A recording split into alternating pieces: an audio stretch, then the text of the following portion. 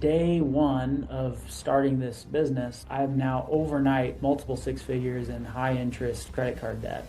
Daniel Burke Aguero is a driven real estate investor building solutions nationwide. From risk to resilience, he's mastering growth one deal at a time. Get ready for a conversation about building something that lasts. I spent 6 years helping other people do the thing. How did you get started in the real estate space? I spent the last 6 years pulling apart businesses and putting them back together. If that doesn't work, then maybe we can assign it or we can buy it. If we have to just clean it and list it, we're fine because we're just low enough that the data's there.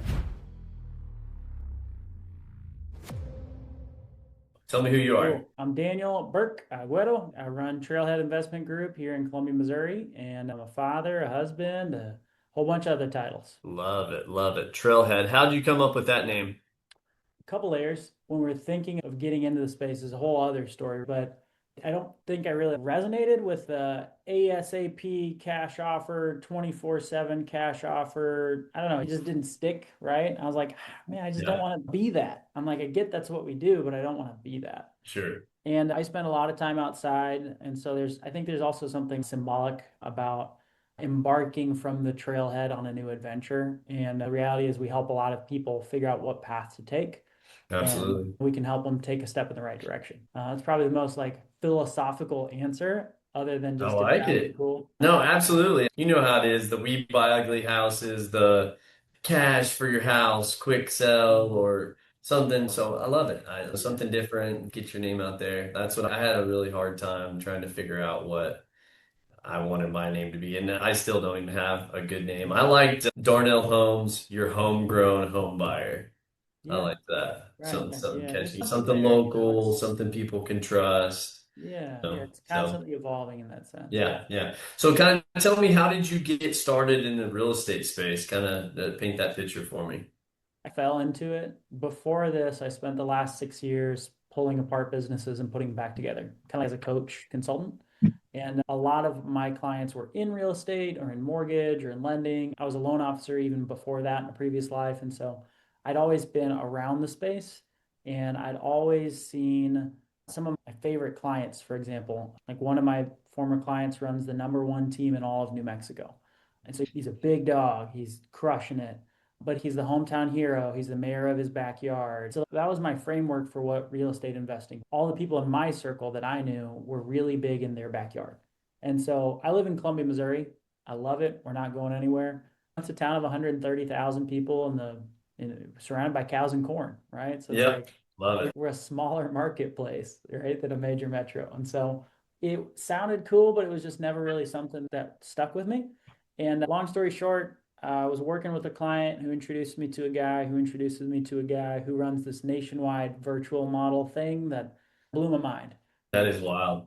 And yeah, that's where it started. And about 2 years ago was when I formed the entity and jumped in. We had some life stuff happen. I think we didn't really actually start taking off till like about a year and a half ago, but been full time and been fighting for it every day ever since. Nice. Yeah, so you're full-time investing now. Yeah. Yeah, yeah. What, and you said before you were doing Essentially business consulting, coaching. nice, We would nice. a lot of streamlining, operational development, sales and leadership coaching, just Nice. helping businesses be better. Yep. Yeah. There's so many part-timers in the groups that we're in, this and there. It surprises me how many people still have a W-2. But I was like you, when I jumped in, like I burned my W-2. I said, peace, Yeah. done, Yeah. told my boss to get screwed pretty much. And I was in the medical sales Yeah. and there was no plan B. Yeah. So I think plan B is your biggest enemy, is not having something to fall back on if this doesn't work. Like for Yeah. me and you, it's like, hey, this has to work. Yeah. And especially having family and kids and a wife, and Yeah. it's nerve-wracking. So would you say it's been the best thing you've ever done? How's things going? Woo. Yeah. What a two-sided question, right? I do think in its own way, it is the best thing I've ever done in the sense that it's the hardest thing I've ever done.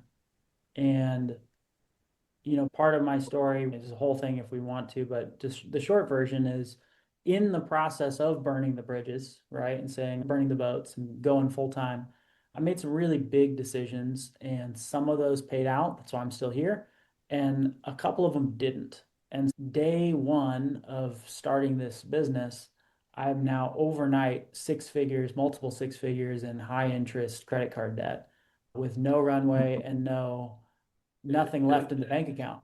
And so Sure. I did the best thing I've ever done. Like it wasn't fun, right? Yeah. And there's a lot of stuff associated with that. But ultimately, I think it is the experience of building something, being stretched in a really good way, seeing it come to life, building the team, having really good people in place. Like it's been awesome. It's been really cool. And I know as we keep going, like it'll continue to develop in the right direction. So Oh yeah, absolutely. It takes it 2 years minimum is where you just start figuring out just anything.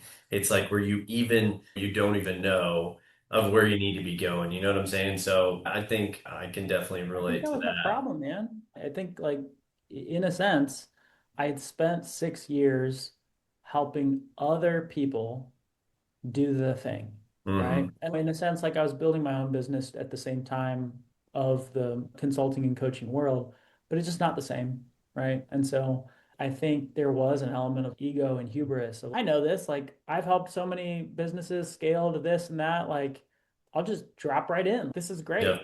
Yep. And yeah, it always is harder than you think, costs more than you think it will, and is will take longer than you anticipate, right? But Absolutely. Absolutely.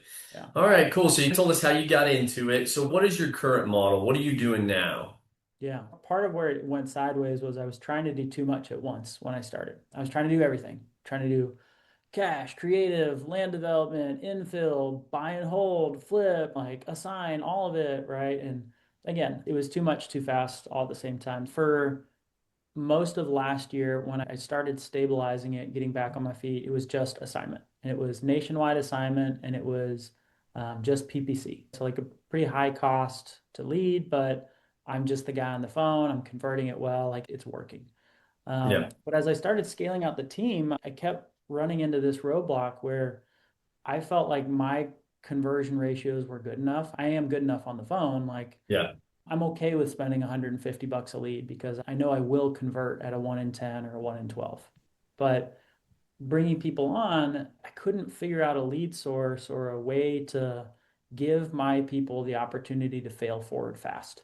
Because I really believe that's how you get better at anything, right? It takes a start. Absolutely. Yep. And I didn't have the 100%. cash position to throw 10K a month at it to hope my guys figure it out. So we started exploring all these different lead sources. Somewhere, I think it was actually working with Travis, was landed on Meta being our primary lead channel and going really wide. So we're not 100% nationwide anymore, but we're still in, I'd say, 250 or 300 markets. Uh, Wow. so pretty dang nationwide. Yeah. Uh, we're 100% inbound on Meta. And we found our sweet spot really early this year on novations. So we went 100% novations, built that pipeline, 100% inbound, just tried to simplify. Now we are layering back in a couple more cash assignments, a couple very specific situation like buy and hold type stuff. But I think again, when I first started and then early on, I was just trying to do everything. And it just continued to simplify to where we're really novations and wholesales. Like that's all we're trying to do. If that doesn't work, then maybe we can assign it or we can buy it or we can creative. But like we're really just my happy place is this big pipeline of deals that are being sold on market because I think it's awesome. It's awesome. It blew my mind whenever I got into the hotel group with Travis and talking about novations and even hotels and stuff like that. I'm just like, I couldn't compute. I couldn't get my mind around, wait, why would these people not sell themselves? And it comes down to either they don't know how to, they don't want to mess with it. And to be frank, not all realtors are created equal. Not all marketing is created equal. If you know how to do it and can get the deal out there, you could take something that sat for 6 months, and then if you just know how to get it in front of the right people, you can get a buyer quick. So, no, I love that. I definitely did the same thing too. I did a lot of flipping back in the day, did not make any money on several. It's crazy to me. I can't fathom doing nationwide marketing. Like I'm in Amarillo, which is about 200,000 people. And then there's Canyon, which is about 20. It's a little suburb of it. And then I've done some stuff in Lubbock, which is an hour and a half away. But I stay within my little bubble. And really, most of my deal flow is all organic now from my group and my posting and just having relationships with realtors. And it's been great. We closed quite a bit. Our conversion's really good, but I want to start scaling my business. I would love to go all over Texas too. So that's why I was glad to link up with you and be able to bounce some ideas off of you and stuff like that. Does it not scare you taking down properties in other areas where you're not super familiar? Are you just like the comps are everything? Is that pretty much how it is?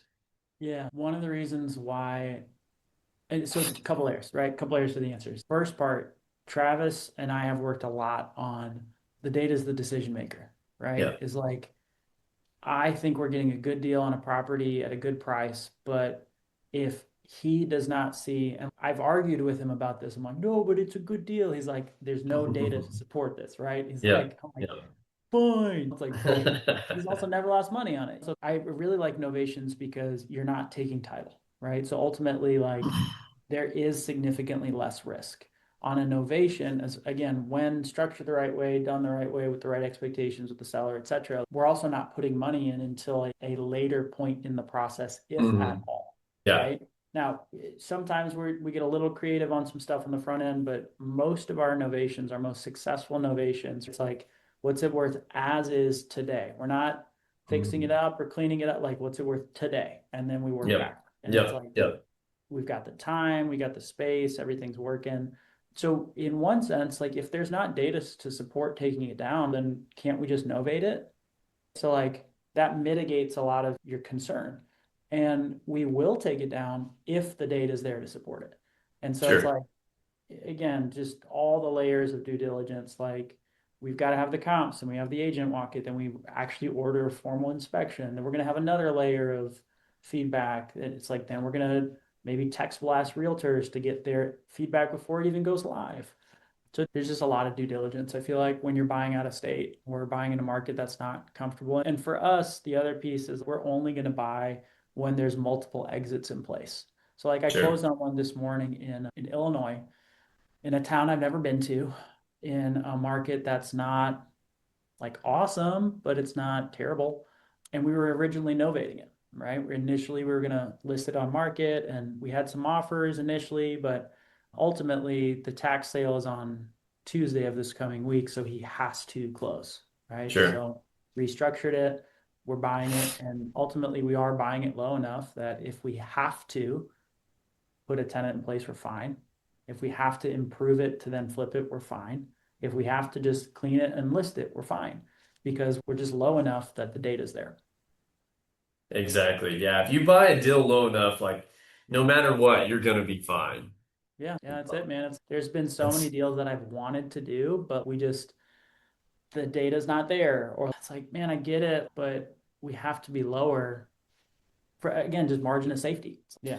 that deal that you sent me that we were working on. You Uh-huh. know what's funny is so many of my leads are word of mouth or they're highly motivated. I would say 90% of my stuff, any lead that comes in that's an actual deal, it closes. Like we get it signed, wholesale, flip, bought. I keep it as a rental. So it really woke me up to that lady. She said she wanted to sell and then ghosted us. I'm not used to getting that side of it. But to you, I'm sure it's like, this is just a normal day. You're like, yeah, she ghosted us. And I'm like, wait, no, what happened? Wait, Yeah, so you're fighting for that lead harder than I am. I'm like, all right, whatever. exactly. Yeah. Yeah.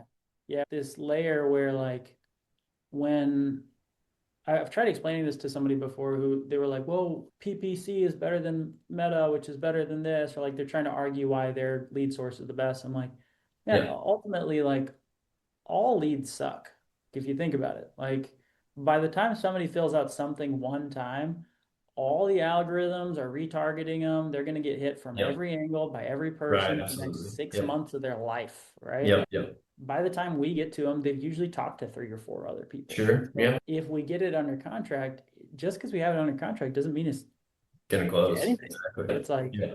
we have to stay with them. We have to build that relationship. Like the situation has to be big enough for our solution to make sense.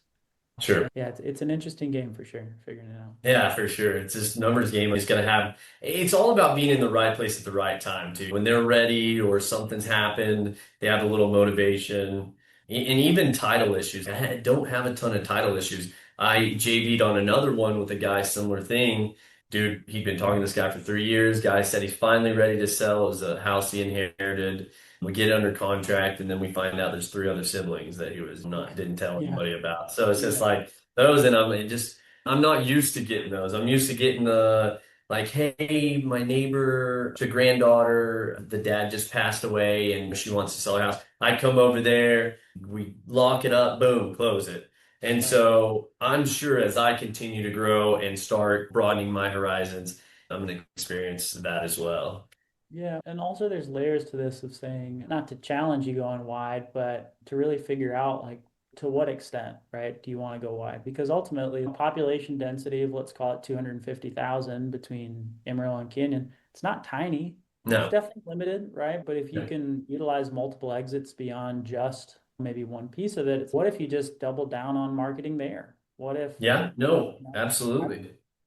again, I don't know, but yeah, once you No, you're start right. And building, that's the thing. Like I got Investor Plug and I've got everything set up for text blasting and all this stuff. And I'm so busy that I don't really have time. That's what me and Travis were talking about. I'm like, do you think I should be taking time away from this other stuff that I'm converting? Because I'm probably doing at least 4 to 6 deals a month, which is pretty good. And they're good assignments. They're good rental properties, some wholesale, some flipping, some. So it's like, hey, I've got the deal flow here.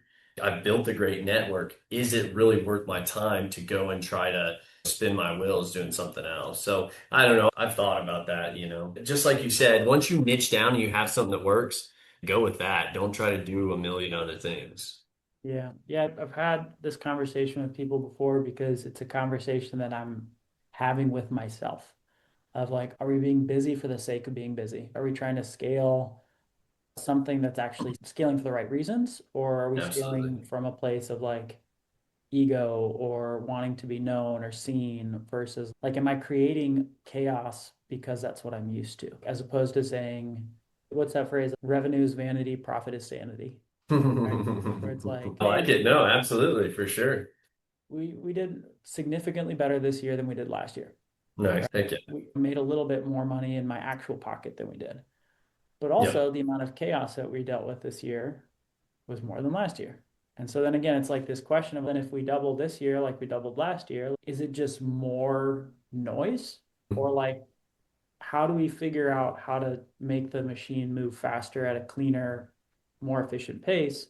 Or is it about keeping what we have and squeezing more juice out of it? Like Absolutely. Being more efficient. Yep. right, Yep. that I know, balance. dude. It's constantly ebb and flow. I liked your post too. So what you're doing a daily post for how long?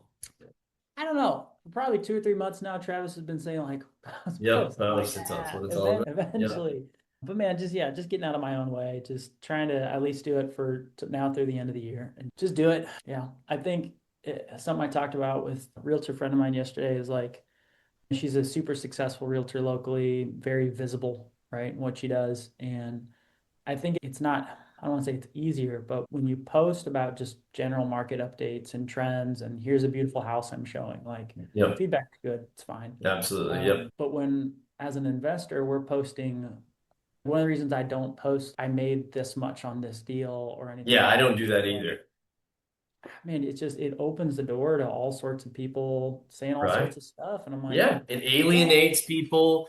The yeah, realtors are like, what the hell? This dude made 30 yeah, grand on this right. wholesale, Yeah, or yeah. it's like you're ripping people off. That's the And mentality. I don't ever post money. And it gets yeah, the most likes. Like the interaction, like if I yeah, put I made $100,000 off of a hotel, we would get a ton of clicks, a yeah, ton of engagement, but it alienates your workers, realtors, sellers. They see that and they're like, no, I agree with you yeah, 110%. I like to paint a picture. Like my Facebook has now become, it's not to post pictures of my kid. It's a business for me. You know what yeah, I'm saying? I've yeah, got about 5,200 friends on there. And if I see somebody with a ton of mutual friends, ad no, bam. And then I paint the picture through my videos of, hey, this realtor, she sent me a deal. It was somebody Yep. living right next to her. We came in, we gave her more time in her house. She had no heat. She wanted to move with her family. We were able to make it close quickly. And then, hey, I paid this realtor full commission. So now realtors, oh, okay, I want to be working with him. He's not stingy trying to pay me 1%. I'm going to get my full six. People just don't understand the extent to which we go to serve people and like Yeah. the not just like the risks, but just like the amount of effort that we put in to help people, just to help people. Like we do Yeah. We're things that therapists, no one dude. else would do. Yeah. Yes, exactly. Yeah. Yep. Yep. Absolutely. I had a lady, she drank quite a bit and had a split up with her husband. And this lady was calling me at random hours at night, crying. We could go down there, help her get all of the stuff out of the attic, cleared out, did more. This realtor sent it to me. She didn't, I just paid her a referral fee. She didn't even want to list it or mess with it. And we took care of it, held her hand Yeah. through all of that. And at the end of the day, closed. I ended up assigning it and made some good money on it. And was a win for the realtor and win for the seller, and that's what we do day to day. Yeah, man. Tell me, what's your goal for the next 12 months? What do you see the future bringing? Where do you see yourself going from here? Yeah, so two parts to it. One is we're going to continue to grow the novation model, the Love nationwide it. novation model. Right now, we've got four full-time on acquisitions, and we've got one Wow. junior role as well. Nice. I think to really hit where we want to be, it's both a combination of raising the standard for the existing team members and then also Yeah. probably bringing on a couple more. Nice. Nice. Yeah, I think, VAs? yeah. So when we use the term VAs, all of my team members are virtual. Some are Yeah. stateside, some are not. So Nice.